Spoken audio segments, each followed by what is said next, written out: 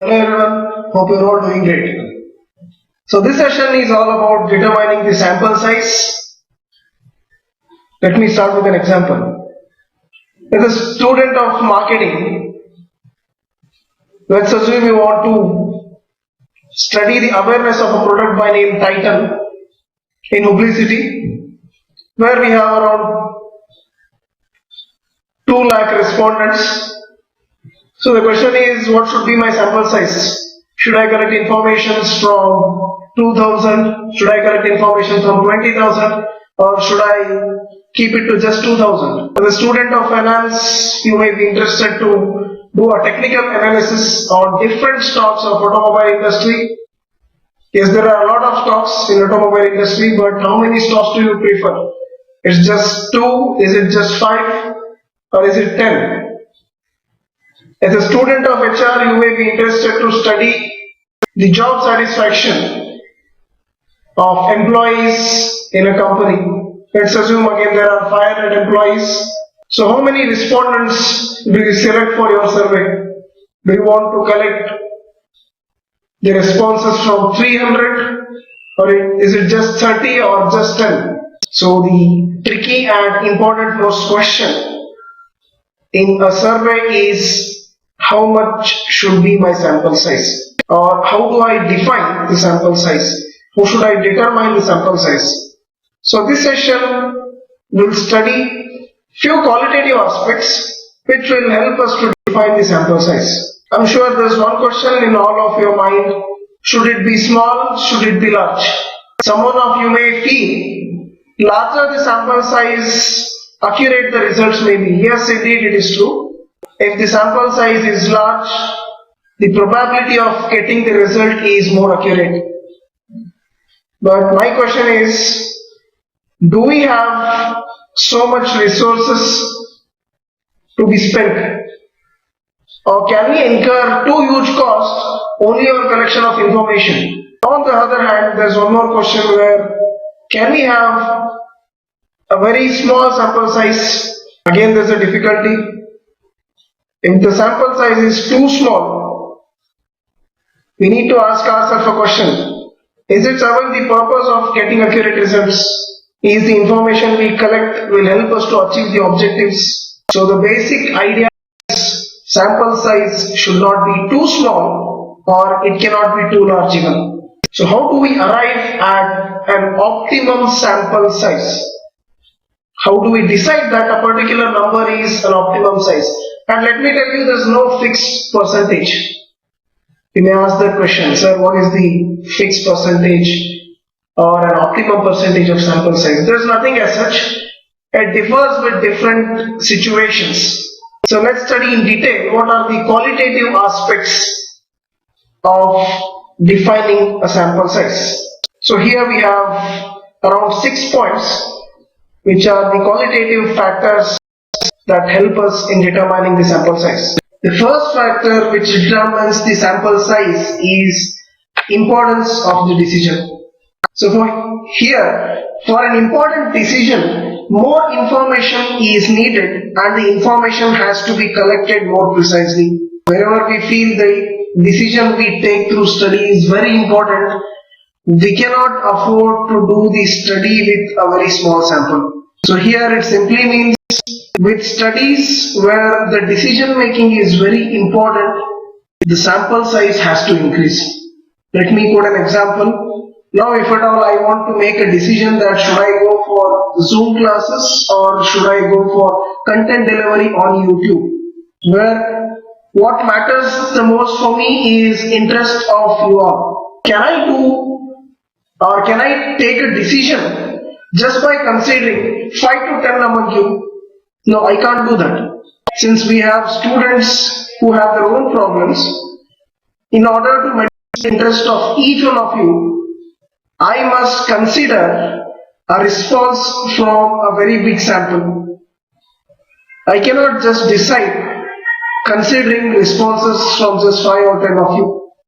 I have to go for a higher sample and take a decision. Here, the importance of decision matters the most. Whenever we are expected to take an important decision, I again repeat, the information has to be collected more precisely.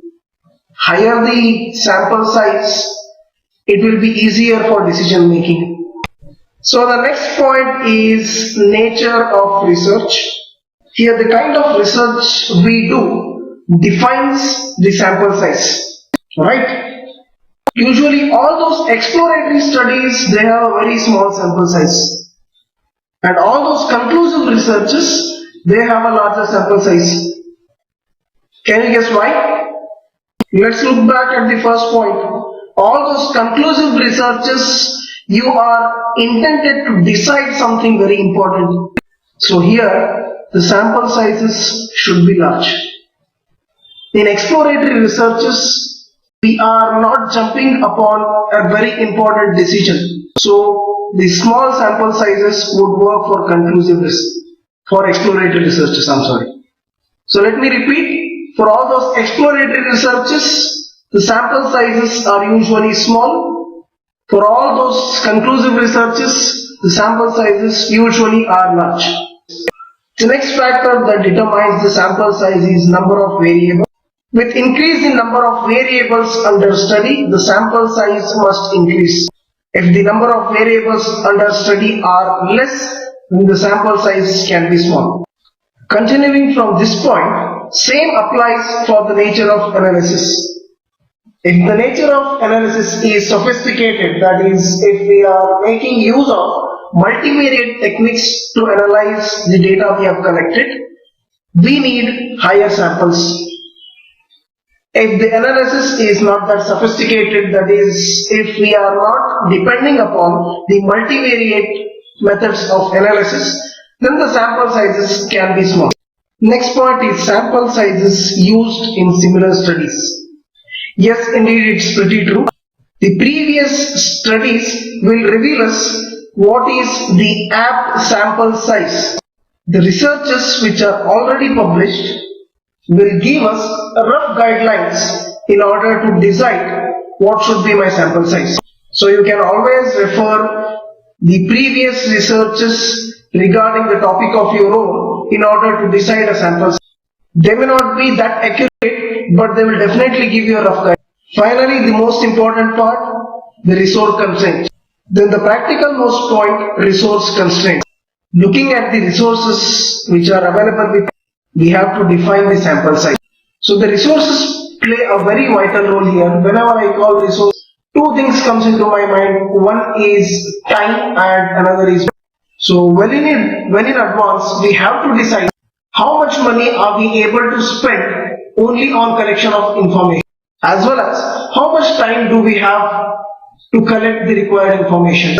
So looking at the above mentioned aspects, like the importance of the decision, the nature of research and the type of analysis, we can decide it very well in advance how much time do we have in order to collect the required information, as well as what is the budget that we can spend on collection of information.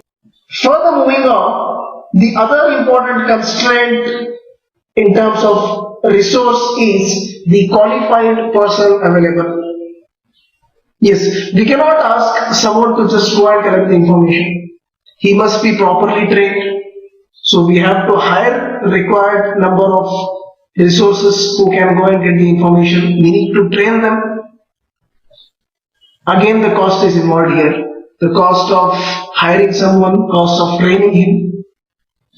So the two most important aspects or resources are time as well as money. So looking at the time we have as well as the amount which we can afford to spend, we have to define the sample size. Higher amount of time and higher amount of money, we can go for a very large sample size. If at all we are lack of funds and we have shortage of time, we have to define a very small sample size. Yes, no matter again, higher sample sizes should always give us accurate results, but accuracy of result is not only the factor. We have a lot of other factors like importance of the decision, nature of research, the number of variables involved in the study, the nature of analysis, as well as the most important resource constraint. So this is a chart which gives us sample sizes used in different marketing researches. Please have a nice look. This chart gives us an information what should be the minimum size of sample and what should be the typical sample size for different types of studies. So here we can see the minimum sizes of different types of studies, as well as we have a typical range of sample sizes for different types of studies. So let's start with the first one. It says problem identification research. For example, we have developed a product and we want to check the market potential of that product. Now we want to know whether this product will be accepted in market or not. Here we can see it's a study which will help us in taking up an important decision whether to launch a product or not. So the sample size is quite high. The minimum sample size should be 500 and the sample size should lie in a typical range of 1000 to 2500. The next type is problem solving researches. Again, I have taken an example of pricing issues. If at all the customers are not at all happy with the price you have quoted, you want to reconsider the price. At that time, you need to consider a minimum sample size of 200 respondents and a typical sample size range of 300 to 500. The next type of study is product tests. Now the question is, what do you mean by product tests? Is we have production going on for a lot of similar goods. Now we want to pick up few and test the quality, whether the products prepared are of expected quality or not. So whenever we pick up products and do a quality inspection, we must have a minimum range of 200 products to be picked and a typical range of 300 to 500 products to be picked. The next type of study is test marketing studies. Here's the question again, what do you mean by test marketing studies? Any idea? Test marketing studies is one where we actually study the customer's preference towards our product. Here it's an experiment which is done.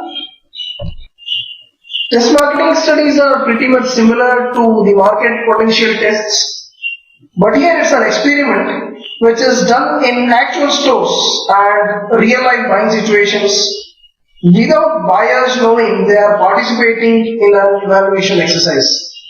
That is, as I already explained this, here we have created a situation where the buyer's behavior is being observed, where the buyer actually doesn't know he is part of experimentation.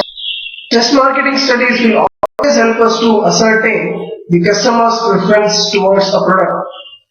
Even here, the minimum sample size is expected to be 200 and the typical range of sample size is 300 to 500. That is, whenever you conduct a test marketing study, you are expected to have around 200 consumers, or you are expected to watch 200 consumers.